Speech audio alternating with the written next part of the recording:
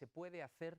Patricia Fanlo es la coordinadora del Grupo de Enfermedades Autoinmunes de la Sociedad Española de Medicina Interna. Nos cuenta cómo están trabajando en ensayos con corticoides que se están llevando a cabo en 17 hospitales coordinados por el Carlos III. Su tratamiento a partir del 7º día, en la segunda fase del virus, ayuda a evitar que el paciente empeore.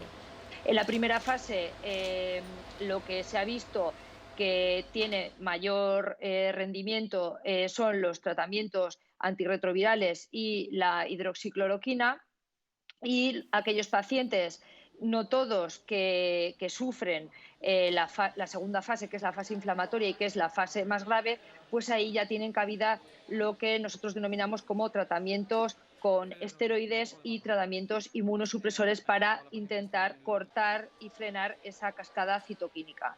Este tratamiento solo se aplicaría a las personas más graves.